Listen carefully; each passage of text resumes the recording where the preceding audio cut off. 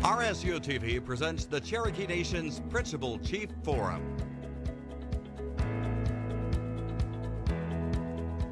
Hello everyone, good evening. I'm Royal Aills, General Manager of RSU Public TV, and you are watching RSU TV's Cherokee Nation Principal Chiefs Forum tonight. I also want to welcome all of our viewers across Facebook as we do this live on YouTube, KJRH's website, and RSU TV's website as well, and the Cherokee Pheonix's website, streaming live. Events like tonight's forum are just one way RSU TV fulfills its public service commitment to the viewers of Northeast Oklahoma. There are three candidates participating in tonight's forum. They are on the screen, as you see the three shot, they are from screen left, Chuck Hoskin Jr., Dick Lay in the center, and David Walkingstick on the right. The panel tonight asking the questions are Graham Lee Brewer on your left, contributing editor for the Tribal Affairs and High Country News, and on the right, Brandon Scott, executive editor of the Cherokee Pheonix. This is a forum, not a debate. We're here to get the answer. Each candidate will have 2 minutes for an opening statement, 2 minutes for closing statement, and 90 seconds, minute and a half for each question. They do not have to use all of their time if they wish. That's up to them.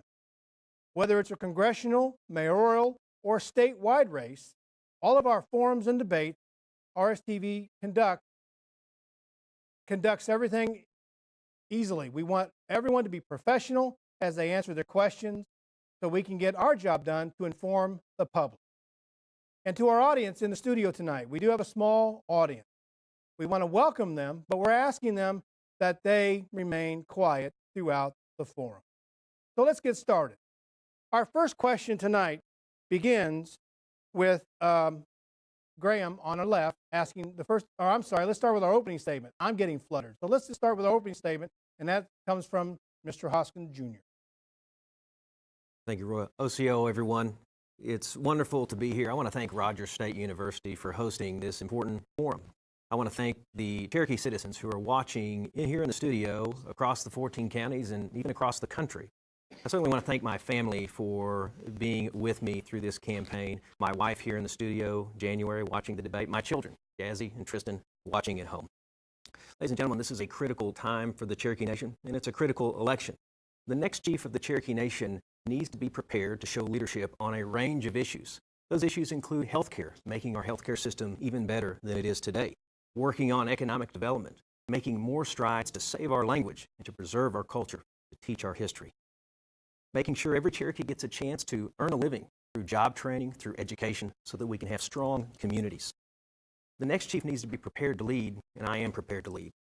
I have the experience that it takes to lead the Cherokee Nation. I have the vision to move us forward. I'm proud of my record of service to the Cherokee people. I've served as the framer of our Constitution. I served on the Council of the Cherokee Nation. In the last 5 years, I served as Secretary of State. I'm proud of the milestones that we reached during my time in public service. I'm looking forward to serving as chief. I'm also proud that I am a father and a husband raising a Cherokee family. I think there's something about raising a family that uniquely qualifies a person for leadership. Families go through struggles, families pull together, families think generations ahead. The Cherokee people deserve a chief that will fix the problems we have now, but also keep an eye on future generations. And that's what I'll do for the Cherokee people. Widow. Mr. Lay. And thank you, Royal, and thanks to RSU for putting this forum on. They've been doing it for some time now, and it's really a nice thing. I'd like to, first of all, thank my family for bearing with me during this campaign. You can't do anything without your family. You just can't. And my wife, Phyllis, who is also a Cherokee citizen, and I raised a Cherokee son, and we're helping raise a Cherokee grandson, and that continues on, and hopefully that will continue on as time goes by. And I'd like to tell you that I'm running for Principal Chief of the Cherokee Nation. My name is Dick Lay. Remember that on your ballot. And I appreciate your vote. And I have served in several capacities with Cherokee. The first time during the 1999 Constitutional Convention. We added term limits to our Constitution, and that's one reason I'm terming out this time. I think from time to time you need other folks to come in and serve. You just can't sit there with one person in office forever. And so we were successful to do that. I've been successful in forming coalitions while on the council. We formed a coalition to expand and upgrade the satellite healthcare system. starting with 2 or 3 of us and gaining ground until we had a majority of council. And now you see new clinics in Oshaleta, Jay, Salisaw, and Stillwell. And so it's been a good relationship. And so it's something I'd like to continue my service to the Cherokee people for. Thank you. Mr. Walkingstick. Thank you, Roy. I'd like to thank Rogers State University for putting this on. And it's been something I've watched throughout the years. But again, my name's David Walkingstick. I'm running for Principal Chief of the Cherokee Nation. I've been in the heart of Cherokee Nation in Tahlequah, Oklahoma for the last 38 years. It's been an honor to be able to serve our Cherokee people in a capacity as a Cherokee Nation tribal councilman for the last 8 years. Also chairman of education as well. But again, this is a crucial time in the Cherokee Nation, and never wanted to run for chief, never wanted to be chief as a young man. But as the elders in my community began to talk about the struggles and the problems we have in the Cherokee Nation, that's what led me to run. And after many prayers and entertaining the idea of running for chief in my mind and heart, I came out of my field with a lot of peace about running for Principal Chief of the Cherokee Nation. And this is a calling, and this is a calling for light to drown out the darkness in the Cherokee Nation. You know, the last 8 years been on the tribal council. We've seen some good things take place, but you know, the thing about integrity, it's not about what direction you're going in, but how you get there. And as chief of the Cherokee Nation, I'll have an honest government that has ethics and that will bring accessible health care to our Cherokee people, and that will take care of our elders and preserve our language. And those are things that's important to me as a Cherokee tribal citizen and as well as a chief of the Cherokee Nation. But I hope the Cherokees are watching out there. I hope you guys will see that I am the people's chief, and I am in the grassroots with you guys, and I'm pushing for you guys all the time. We're done. All right, gentlemen. We're going to get started with our first round of questions. The first one will start with Graham Brewer, and he will start the first round. Go ahead, Graham. Or I'm sorry, Brandon Scott will start it. Campaign finance law is always at the forefront of any election, whether it be national or tribal. Do you believe as candidates that the federal decision Citizens United should apply to tribal nations, and why or why not? Mr. Lay, you're the first to answer the question. And thank you. And election reform has been a big issue for years in the Cherokee Nation. Every time we have an election, we go back and we change a few things that maybe didn't go just quite right. And we need to do it again after this one. In 2014 and 2016, several of us on the council looked at election reform, and we were, quite frankly, going to be outvoted on that election reform. And so it's when you don't want to disenfranchise voters, you can't do that. And you don't want to repress citizens from voting anywhere. So you have to be very careful how you do election reform. And we just haven't figured it out yet. I see some things going on even in this election that I don't really agree with, and I decided not to go down those roads of LLCs and other issues like that. And I'm just running a straight, old-style, grassroots campaign addressing to the voters how I want to lead the nation with an open, transparent government. Mr. Walkingstick, you now have the floor for 90 seconds. All right, thank you. First, with the Citizens United, you know, as tribal council members, we take an oath to not only uphold our Cherokee Nation Constitution, but to uphold the United States Constitution.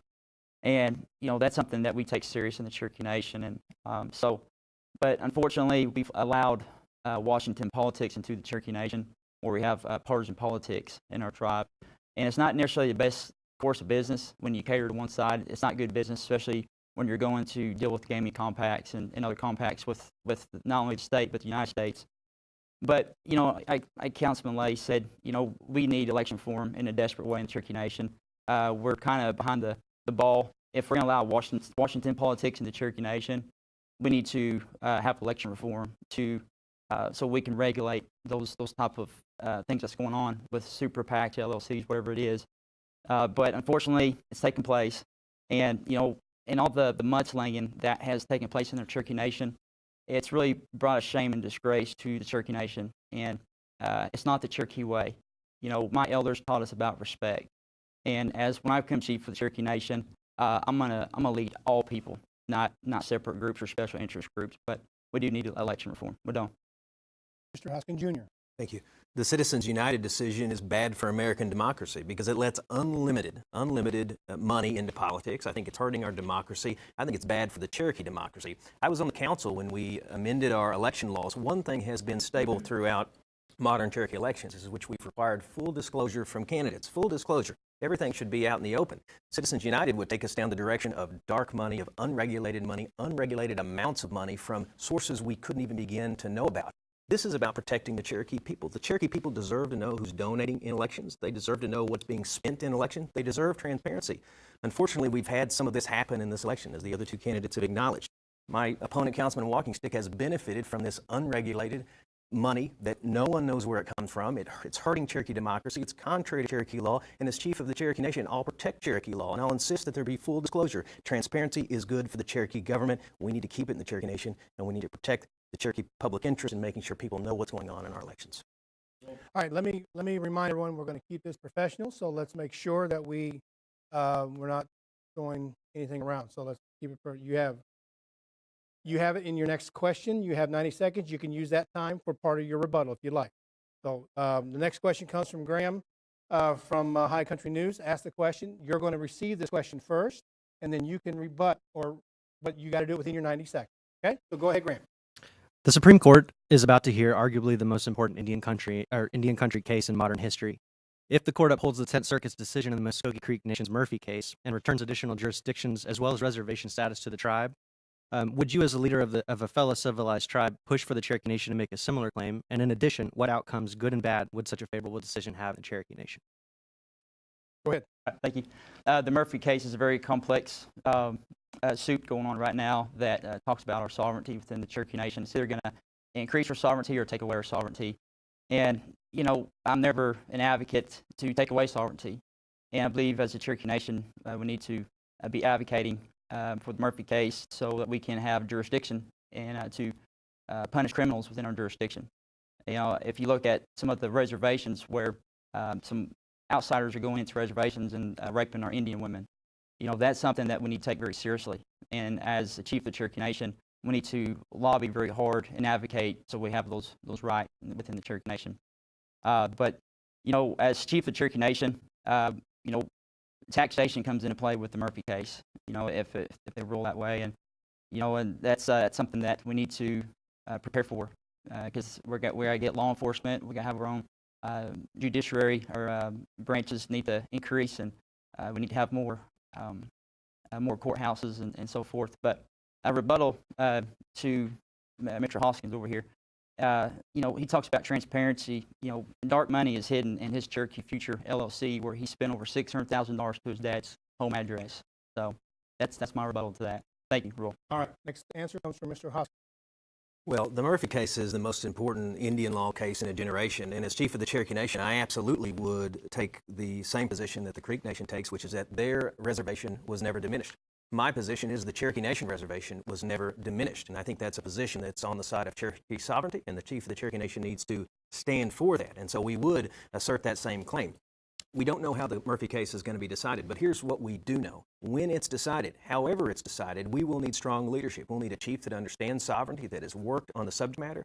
We're going to be called upon to protect the Cherokee Nation's interests no matter what the decision is, because we're going to have to engage with the government of the United States. We're going to have to engage with the state of Oklahoma. We're going to have to protect our rights, and we're going to have to work out, in some cases, agreements so that we can protect the citizen's right, whether it's criminal jurisdiction or civil jurisdiction. But above all, we need a chief that's prepared to lead and understands these issues. I do understand these issues.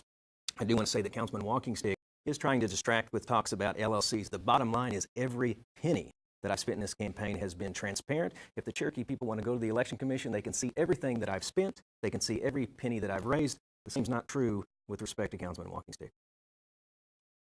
Mr. Lay, you have the last answer on this question. And kind of funny, I went to a forum and a debate broke out, I think. So it's interesting. The Murphy case is extremely important. And let me go back to what Wilma Mankiller told us once. Be careful when you go to court. You may or may not like the result. And so, yes, it may be a wonderful opportunity.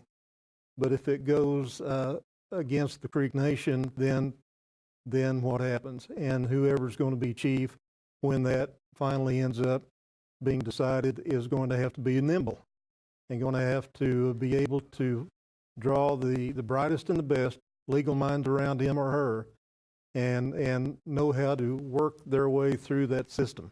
This is not going to be easy. It could be an opportunity, and it could be a bucket full of problems. We don't know yet. When it's decided, then we'll know. And that's my answer. Thank you. All right. We're going to move on to question number 3, and Brandon has that from the Cherokee Pheonix. Brandon? Cherokee Nation recently received a grant earmarked to address the negative impacts related to opioid abuse.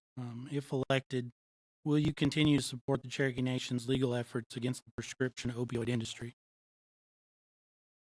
That goes to Mr. Hoskin Jr.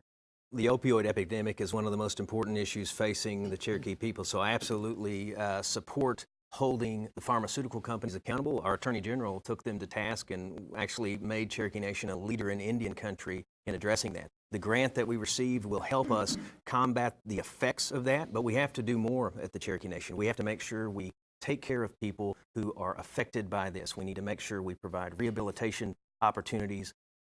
We need to make sure we take care of people who have this addiction, and not just treatment, but helping them get back onto a path in which they can take care of their families, earn a living, and get back to being productive Cherokee citizens. This is hitting home for so many of us. I don't know that there is a Cherokee citizen that is not affected by this. So we need a chief that can show leadership in this regard.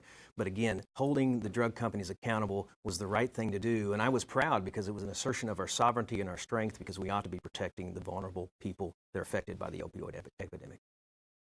Mr. Lay? You Yes. have the same question. Yes, sir, and thank you. Well, I don't know, probably, I doubt that there's any family in the state of Oklahoma, or most any state, any Cherokee family who doesn't have a family member, cousin, something down the line that hasn't been affected by this issue, the opioids. And we must certainly continue to hold drug companies accountable. And when it comes to the point of our healthcare system, we need to work that behavioral health into the system even more than we have been. And it's going to cost us some money. And so we've got a little from the settlement. That's probably not enough. So we need to look at how we're going to do that going forward. And we're going to have to surround ourselves with the treasurer and the financial folks of the tribe and get an idea of how we go forward with that. The healthcare system has its own accounting unit. I don't know if people know that, but we've also got to dovetail in everybody on this issue because it's important. It's really harming our citizens, and we've got to deal with it. Thank you. Mr. Walkingstick, same question to you, sir. All right, thank you. The opioid epidemic is affecting many of our people, even our youth and all the way up to our elders. And I got many close friends and family that some of their lives have been taken from it. And so this is a very personal issue for me. But it's sad when you go into our rural areas and our kids and some of our adults, it's kind of a dead-end street for them. And a lot of our people are self-medicating. You know, the opioid epidemic did bring awareness to the issue. Not, you know, we trying to assume our own court, which was good because it brought awareness nationwide about the opioid epidemic that's happening in Indian country. You know, we have many good people out there, but you know, unfortunately, when they get the chemicals in their body, they start making bad, poor decisions. But you know, as chief of the Cherokee Nation, I think it's important that we put behavioral health clinics all throughout the 14 counties, along with some strong counselors to help out with our youth and our people. And because we can't wait for the state to come in. We have to, Cherokee Nation, we need to act now, and so that we can have a healthier nation in the Cherokee Nation. So thank you. We're done. Gentlemen, we're doing very well tonight, so it's going smoothly. Mr. Lay, you're getting the next question on a question about freedmen, and that will be asked by Mr. Graham. Federal courts have decided, and the Cherokee courts and administration have accepted that the freedmen are legal Cherokee citizens with voting rights. As chief, would you continue the nation's support of the freedmen? Why or why not? Well, and this issue has been decided, And in federal court and ours, it's the law, and I will abide by and enforce the law as chief, just like I'm doing now as counsel. That's my answer. Okay. We'll move on to Mr. Walkingstick. Same question about the freedmen. The floor is yours. All right, thank you. The freedmen is an interesting topic within Cherokee Nation. You know, we had a ruling from Judge Hogan here recently defining that the freedmen are citizens of the Cherokee Nation based off the Treaty of 1866, which is a treaty that we take very seriously. In 2007, you know, our council, actually wasn't our council, there was a constitutional referendum that went before the Cherokee people to be voted on to have a Cherokee by blood tribe and to be amended in our Constitution, and 77% of those people voted on that. And you know, and the Cherokee's people's voice is one that I take serious. And when the Supreme Justice rendered down a decision on the Cherokee Nation, one is it was a sovereignty issue. It was a question that a tribe should be able to determine their own citizenship. And when our Attorney General stood down and didn't fight the ruling of the federal court, that not only watered down our sovereignty as a tribe, but the other 573 tribes across the United States. And the voice of the Cherokee people is one that I take very serious. And that's, you know, sometimes we got to leave our opinion outside and do what's best and take the people's voice serious as a tribal councilman. But you know, it's moving forward. It's water under the bridge. It's now law of the land. So that's my answer. Thank you. All right. Mr. Hoskin. Referred of Cherokee freedmen as. They're Cherokee citizens. I believe in equal protection under the law. I believed in it when I was one of the framers of our Constitution. I believe that it is the law of the land and that we ought to treat all citizens equally. You know, in 2007, I voted in that election, and I voted not to exclude the freedmen. It's not only that a federal judge handed down a decision, the Supreme Court of the Cherokee Nation also handed down a decision, and that decision was that freedmen were equal citizens. As Chief of the Cherokee Nation, I would support, protect, and defend that decision. We can say that it's water under the bridge, but we have to look at our track record. When Councilman Walkingstick dug in his heels and opposed freedmen citizenship, I've supported it.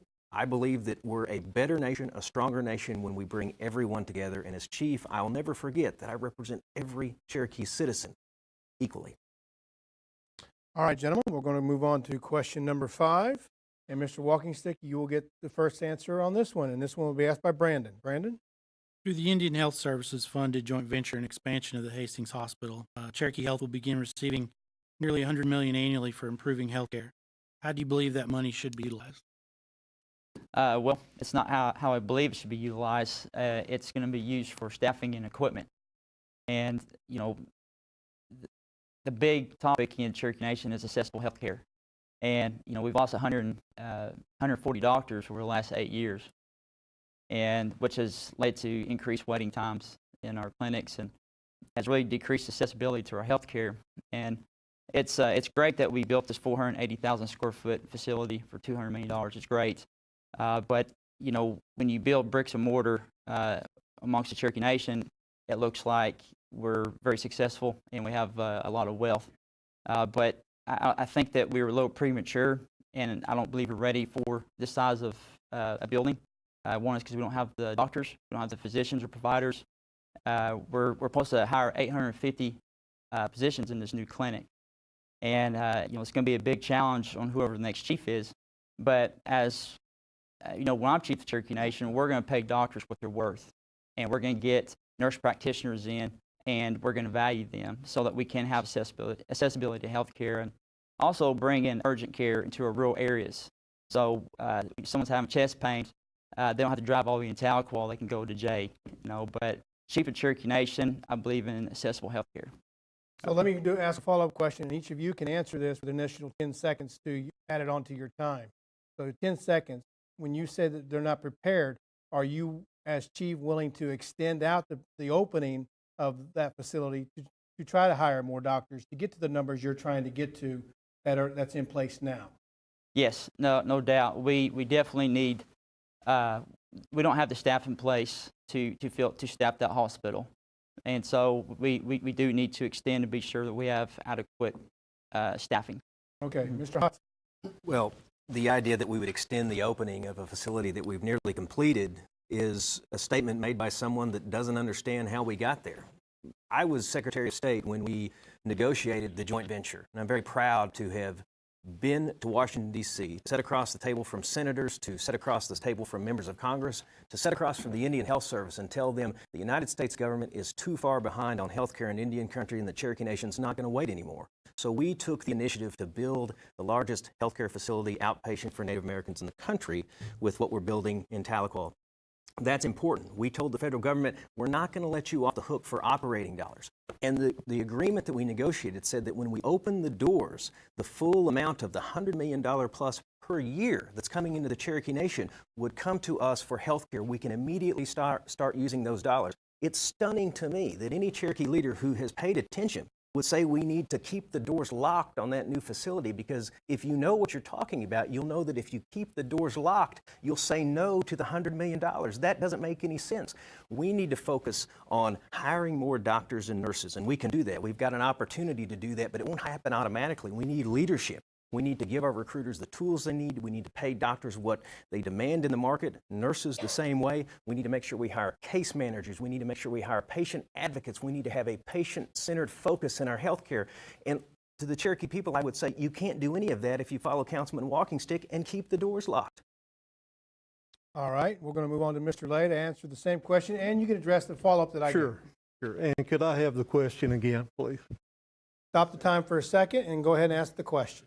Through the Indian Health Services funded joint venture and expansion of the Hastings Hospital, Cherokee Health will begin receiving almost $100 million annually for improving health care. How do you believe that money should be utilized? Mr. Lay. Okay. Well, and let me maybe back up just a little bit. We're not building a hospital. We're building a clinic.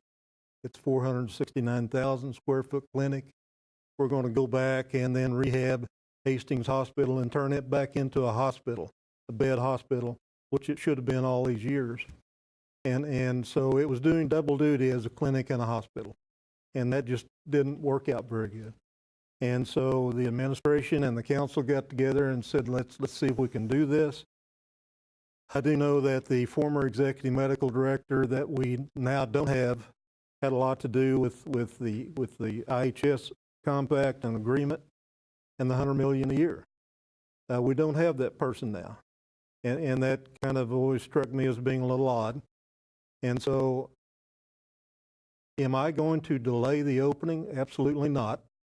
But there's a certain number of people who are going to walk over from the old Hastings to the new clinic, and then we'll add people as we can bring them on. And so the idea that the $100 million will come to us that day that we open, if that's what happens, and I've heard 2 or 3 different variations, but if that's what happens, then we're going to open that facility on time. And so also the recruitment of new docs, new nurse practitioners, new nurses, new top-end nurses is an important issue because we're kind of behind. We can't keep the docs we have now. And I don't know what the number is. I hear 2 numbers from these 2 guys. And so I'm going to say that we've lost in the last 3 or 4 years over 100% of our doc numbers. Okay, I've got to stop you there. You ran out of time.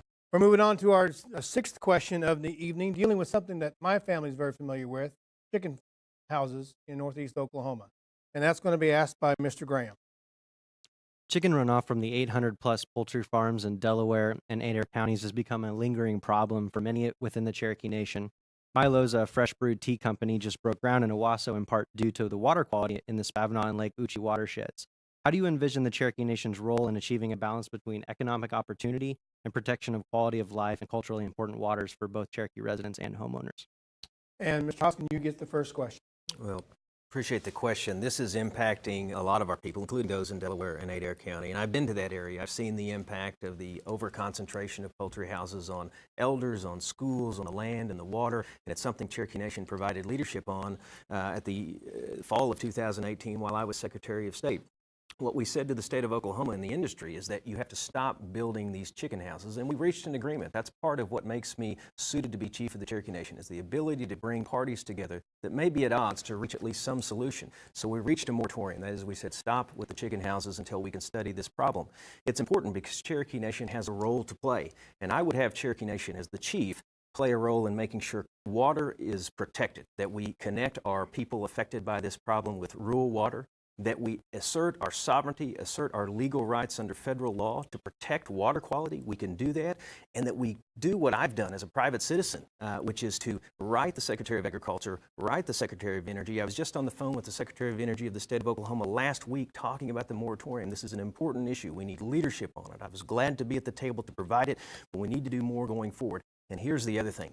Just because these communities have already been impacted does not mean we can give up, does not mean we leave them behind. And as chief, I won't. I will be right there to direct resources to that community for water and to mitigate the damage that's been done. Follow-up question. I'll give you each 10 seconds to add to your time on this. So do you see any type of moratorium on families, particularly Cherokee families who want to add on or build new houses on property within the watershed? Well, I think we need to extend that moratorium because we don't know what it's doing, for example, to the water supply. We're in the middle of a federal study on the aquifers that supply water to all of us. And I believe that we've got to keep that moratorium in place until we find a solution. It's not a stop forever. It's a pause until we can be educated on the subject and get the data we need. Mr. Lay, same question to you, sir. Well, and if anybody drives out towards 412 in Delaware, Mays, and Adair County, they can see these huge chicken houses. I recall chicken houses that a lot of Cherokee citizens had that were rather small compared to what I see today. These things are as big as a battleship. And there's, 200, 300,000 chickens. And they're running off the well water. And the residue has to go somewhere. Where does it go? And so I think the Cherokee Nation has and can still provide some leadership in that area. We have a lot of influence with our state senators and state reps. The reason they're coming to Oklahoma is the state laws are lax. And the reason they're coming to Oklahoma is because Arkansas and Kansas tightened their laws, and we didn't. We failed. And so we need to go talk to those groups and try to get this law centered up and back even with those two states, because if we don't, we're going to end up with all the chicken houses, and they'll end up with all the money. And I don't have anything against chicken houses or chicken growers whatsoever. They're farmers in a fashion. And so, but I want to make sure that we take care of our water, we don't pollute, and we don't plop down next to our neighbors with a 300,000 chicken house. And that's it. Thank you. That has happened. Mr. Walkingstick, same question to you, sir. Thank you. I was out there when all the development began, and when the uproar with our Cherokee citizens being affected by this.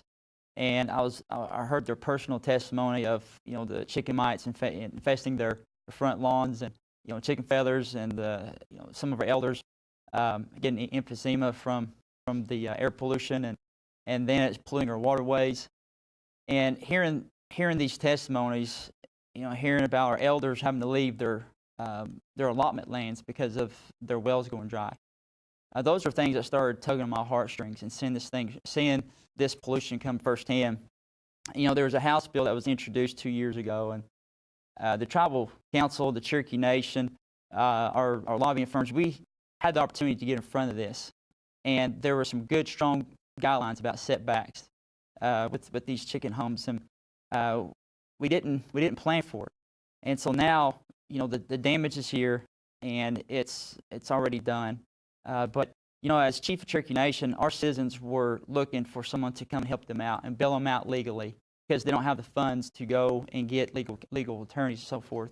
And they were begging for the Cherokee Nation to come through rescue. And we failed, we watched, but our leaders didn't come around until after the fact, and when the cameras were there.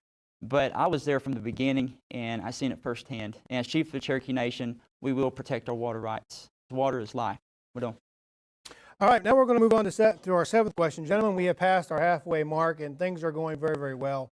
So very good. So let's go on to our seventh question, dealing with Cherokee Nation businesses.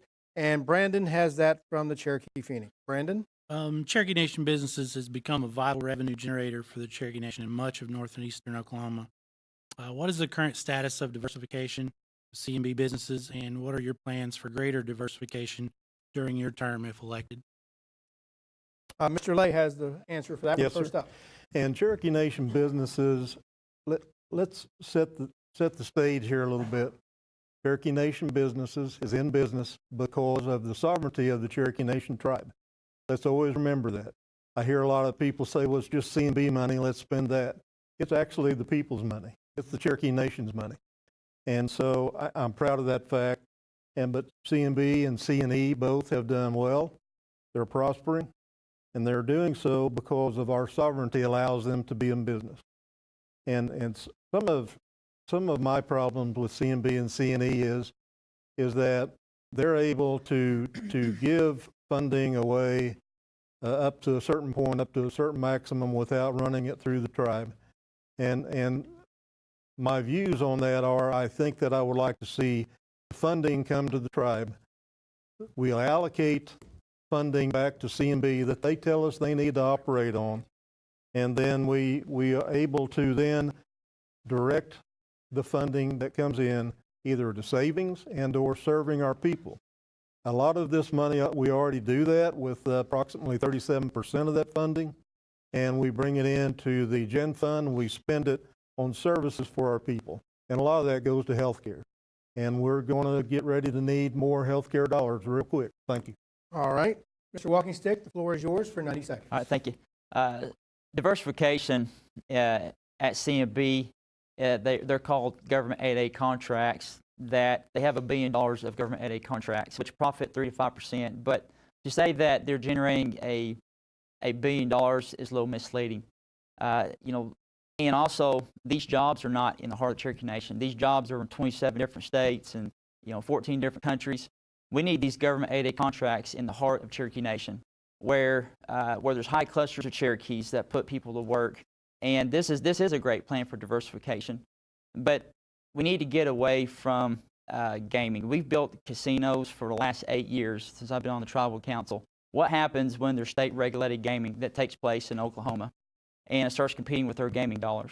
We need to start looking at diversification, getting into cow-calf operations, getting into real estate, flipping properties. But the best return on investment is investing into your people. Healthcare is the best diversification in the Cherokee Nation.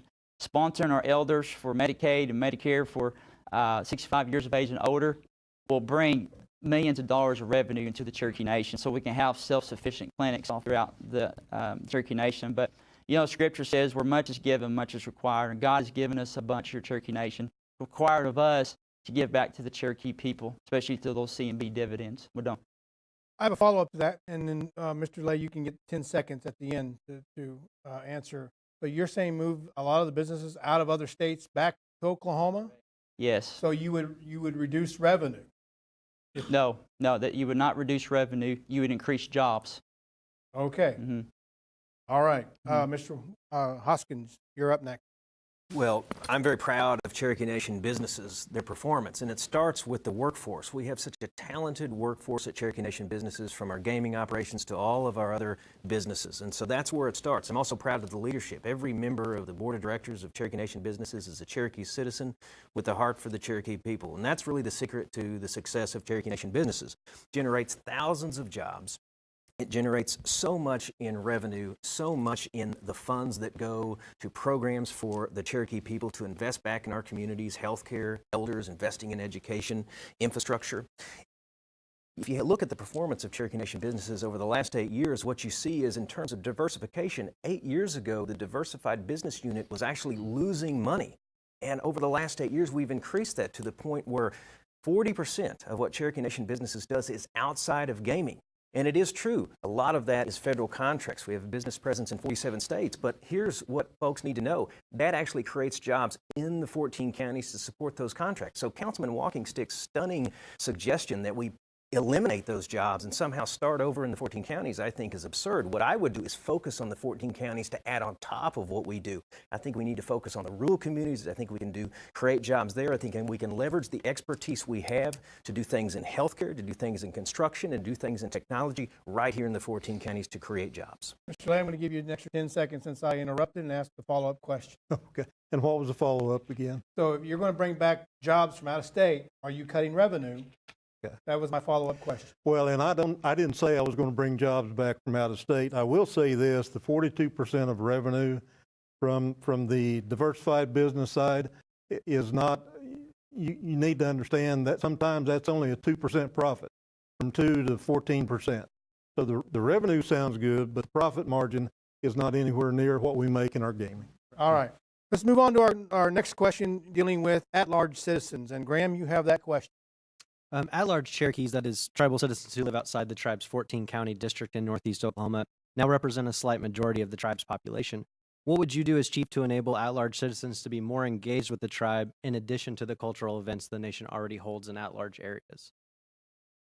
That will go to Mr. Walkingstick.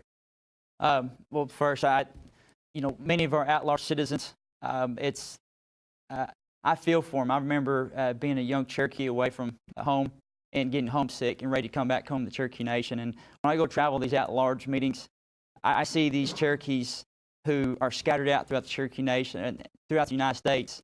And there is some homesickness, but the unity and the sense of family when they all get together is overwhelming. Increasing scholarships for at-large citizens has to happen. In the last year, we've dropped our at-large scholarships from 50,000 to 10,000. And as Chief of Cherokee Nation, we'll increase scholarships to at-large citizens. Also, to get more accessibility for voting. Right now, there's a lot of paperwork that has to go through, but they need to be able to vote through an online process to make it more accessible for them to vote. But as Mr. Hoskin said on the former question, not everybody wants to work in a casino. And, I never said anything about eliminating jobs. I talked about bringing government 8A contracts into the heart of the Cherokee Nation. And I'd be bragging, too, if CMB funded my campaign. So that's all I have to say. Thank you. Mr. Hoskins, you have the floor for 90 seconds. Certainly. I think the question was about at-large. Councilman Walkingstick mentioned again CNB. Look, I have such respect for the men and women that operate CNB and the success that they've had, because it's generated opportunity and hope for the Cherokee people. And I'm not going to eliminate jobs. I want to make that clear. I believe in growing that company, not shrinking it. With respect to at-large citizens, I have been out in at-large communities during my 5 years as Secretary of State. I've attended hundreds of meetings and visited with Cherokees at-large to talk about what they want out of the Cherokee Nation, and just as important, what they can contribute to the Cherokee Nation, because I think there's a hunger out there to contribute and to be engaged. And as Secretary of State, I did my level best to do that. So I think as Chief, I will continue to engage with the at-large, to visit the at-large. I will travel the 14 counties and visit the communities and talk to the Cherokee people in the 14 counties, but I'll also talk to the Cherokee people across the country, because I believe that Cherokees are Cherokees no matter where they live. I believe in equal citizenship. My opponent, Councilman Walkingstick, was critical of absentee voting. My goodness, that's how at-large people vote, and I will always protect that right. He said that it'll only travel in the 5 counties. Well, look, I understand that the Cherokee Nation is 14 counties wide, and I understand that Cherokees are all over the country. So I think we need to provide additional opportunity for them to learn our culture, to learn our language, to teach our history to their children, and to engage with the Cherokee Nation, and to always feel connected. And as Chief, that'll be part of my job and part of my mission. All right, Mr. Lay, you have the floor for 90 seconds, and we're dealing with at-large. And of course, at-large Cherokee citizens are still Cherokee. They didn't give up that right when they left Oklahoma. And so my wife and I have family that live at large. They started out in Oklahoma. They started out in the Cherokee Nation as we know it today. And so I will never reduce rights of services to at-large that we're able to do now. And I know we're kind of limited on the services we can give them, but we're not limited on information. We're not limited to take the culture to them. We're not limited to give them ideas where they might find health care where they live. I know my wife's aunt found a small tribe out in Oregon that had good health care for her because she is a native citizen. Not their tribe, our tribe, but they were able to give her the clinic facility. And if we just do those kinds of things, if nothing else, to help our at-large citizens, a lot of them started out in the Cherokee Nation. They want to learn more about what we're doing. They want to be connected, as Chuck said. And I will never take away absentee voting rights. That's how I vote, by the way, absentee. And so we need to make sure that we never lose our at-large citizens. Thank you. All right, gentlemen, we're coming to the end here, so we're going to ask one more question. I want to remind everyone down the line who's watching us live on our Facebook, along on Channel 2's website and all of our websites, that we might go a little bit long. I want our master control operators to know that we might go a minute or so long, and that's perfectly fine. So for our last question tonight, we'll turn to Brandon, and then after that, we'll go to our closing statements. Mr. Hoskins, you have the question on this one. So Brandon? Do you believe a tribe has a right to assert jurisdiction over non-tribal entities or individuals who engage in business and governmental activities with the tribe? I absolutely do, and that's an important part of sovereignty, is our ability to hold people accountable and entities accountable that come into the Cherokee Nation and enjoy the benefit of doing business in the Cherokee Nation or engaging in other activities. The case before the United States Supreme Court, Dollar General, that was an important case. That was a victory for Indian country, and as Chief of the Cherokee Nation, I will protect that right. As Chief of the Cherokee Nation, my approach will be clear. If you come into the Cherokee Nation to do business, if you come into the Cherokee Nation to engage in our political process, whether you're non-Indian or not, you're going to abide by the laws of the Cherokee Nation. The Cherokee Nation is a sovereign nation. We have the ability to regulate, to legislate, and to control what happens in the Cherokee Nation to protect the Cherokee people. That includes in our elections, by the way, and at the top of the debate, there was a question about Citizens United. There is an example. When outside non-Indian entities try to pour money into this race to influence it, they ought to be held accountable under Cherokee law. If businesses come in here and harm our people, they ought to be held accountable under Cherokee law, including the opioid industry. I'll protect the Cherokee people, and I'll use our sovereignty to do it. Mr. Lay, you now have the floor for 90 seconds. Yes, sir, and the answer is yes, absolutely. It is part of our sovereignty. We are a sovereign nation. We are a federally recognized tribe. We have essentially a 14-county jurisdiction, and that is ours and ours alone. And we defend that. As councilman, I've defended it. As chief, I'll defend it. And any entity that comes into our jurisdiction to do business must come under our sovereign rules and laws of the nation. Simple as that. Thank you. All right, Mr. Walkingstick, you have the floor for the last time on the question. All right, thank you. Yes, sovereignty is a big strength of ours, and having different entities coming into the heart of the Cherokee Nation do business, they need to be held accountable to our laws and regulations. You know, Senator Onaway once said that you're either sitting on your sovereignty or exercising your sovereignty, and I think as the Chief of the Cherokee Nation, we need to continually exercise our sovereignty, especially as a Chief of the Cherokee Nation, to hold outside entities accountable to our laws. But you know, it's interesting with the Murphy case coming down to increase that jurisdictional powers. That's going to be interesting to see how that plays out. But again, I believe that being Cherokee is great. I'm proud of our ancestors, and we all stand on the shoulders of our ancestors to get us where we are today, so that we do have sovereignty. And there's many giants that came before us that were leaders in the Cherokee Nation that I look up to, and I believe that as Chief of the Cherokee Nation, I've watched many of these leaders throughout time, and I've seen some good things, and I want to take some of those traits and lead the Cherokee Nation. All right. Well, we've come to the end of our forum tonight. We're going to go on into closing statements. Each of you will have 2 minutes for closing. We'll start with Mr. David Walkingstick. Sir, the floor is yours. I'm the number 3 guy, right? Mm-hmm. Okay. No, you're the third guy to start on the closing statement. You get it first. Okay. All right. My name's David Walkingstick, and it's been an honor to be here on this debate to discuss some big issues coming in the heart of the Cherokee Nation.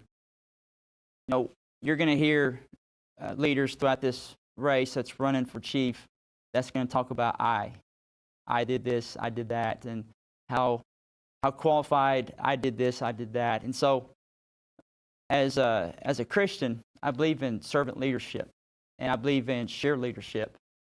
And I believe that we're all in this together, and there is no I. And the council, the chief, the constituents within the Cherokee Nation, we all need to be working together. But you know, one of the biggest struggles I have is, again, bringing honesty and integrity into the heart of the Cherokee Nation, into our government. As I visit with elders throughout 14 counties, they talk about our tribe losing their identity, and that we've turned to a corporation, and that we measure our our wealth off of a $2.5 billion economic impact that you read on the front page of the Toss the World. But when you go into these rural areas, you see our Cherokees and our elders living in dilapidated homes. We see contract health referrals being denied. And we haven't made it yet. And I know the newspapers and persona is and all the buildings that we built, the casinos, that we've made it. But we still have a long ways to go.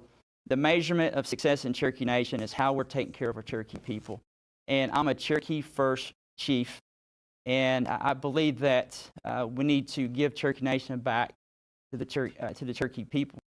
And as Chief of Cherokee Nation, I will promise you and assure you that I will be in the heartland, the grassroots within our rural communities, hearing what the needs are of our Cherokee people. And I will have an open door policy that you guys can come into the Cherokee Nation and visit with Chief Walkingstick. So thank you again. We're done. Mr. Hoskin, 2 minutes. Wadeau to Rogers State University for hosting this forum. It is important. I'm so pleased that so many Cherokees are watching this across the 14 counties and across the country, and those in our audience. I want to thank my wife for being here and being my partner through this whole journey of public service and through this campaign. This is a critical time for the Cherokee people, and this is an important election. The issue in this campaign is who has the vision to carry our nation forward, to build a team, to create the most opportunity in the years ahead, and who has the experience to do that. And I'm asking the people to look, the Cherokee people, to look at our record, to look at our vision for the Cherokee people and decide who's best to lead us going forward. I'm proud of my record of public service. That is true. I'm proud of my time on the council. I'm proud of my time as Secretary of State. I'm proud that I am a Cherokee father and husband raising a family in Cherokee communities, because to the Cherokee people, they know that we have to look generations ahead, generations ahead. Now, we have more work to do to achieve the dreams that the Cherokee people have and to achieve the expectations that they have. The Cherokee people expect us to have a healthcare system that's better than it is today. We can't rest on our laurels and be glad that we've put so much into healthcare. They expect more, and they deserve more. They expect us to have their backs when it comes to the economy, making sure that they have opportunities for education and job training, making sure their communities are strong so their children can stay in their communities and keep them strong for generations to come. We have a lot of work to do on so many issues, and I ask the Cherokee people to look at experience, look at vision, look at proven leadership, and I respectfully ask for their vote. To the Cherokee people, I say, we always talk about building a better Cherokee Nation for the next 7 generations, but it starts with this generation, and I ask them for their confidence in me to lead us going forward. Wadeau. Mr. Lay, you have the last for the floor for 2 minutes, sir. Yes, sir. And my name is Dick Lay, and I'm running for Principal Chief. Please remember that on your ballot. Other than my family and my grandson and my faith, Christian faith, the biggest and brightest thing I've ever done in my life is serving the Cherokee. This has been an honor, and I don't care what happens from here on out. I mean, I've served, and I've served as well as I could. And those who know me and who are from my district know what we've accomplished. And I don't run around saying I did it. I say we did it. It took us all.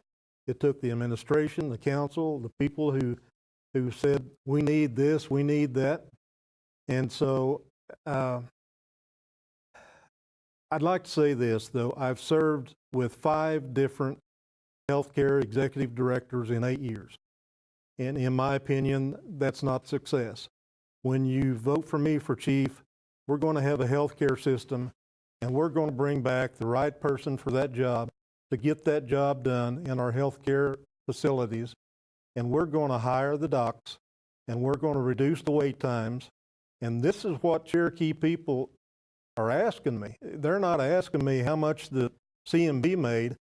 CMB made, overall we're a $2.5 billion industry, I guess you say it. And we're not making money just to make money. We're making money to serve our people. And always remember that. Whether it's CMB or federal dollars, we serve our people with that funding. That's what we're supposed to be doing. And that's what I intend to do as chief. And that's what I will do as chief. Please vote for me. Thank you. Well, gentlemen, thank you so much for being part of tonight's forum. You all did a very good job tonight, so thank you. Thank you for being on the campus of Rogers State University. Thank you for being here in our studios of RSU Public Television. We are proud to be partners of the Cherokee Nation. Well, our time has come. And tonight is it for the forum. I want to say thank you to each of our candidates, David Walkingstick, Chuck Hoskin Jr., and Dick Lay, for their participation in tonight's forum, and to our panelists, Brandon Scott with Cherokee Pheonix and Graham Brewer with the High Country News. So thank you, gentlemen, for being here and asking the question. But mostly I want to say thank you to you, our viewers. None of this is possible without you. Thank you for watching. My name is Royal Aills. I'm the General Manager of RSU Public Television. Thank you so much. We'll see you next time. Bye-bye.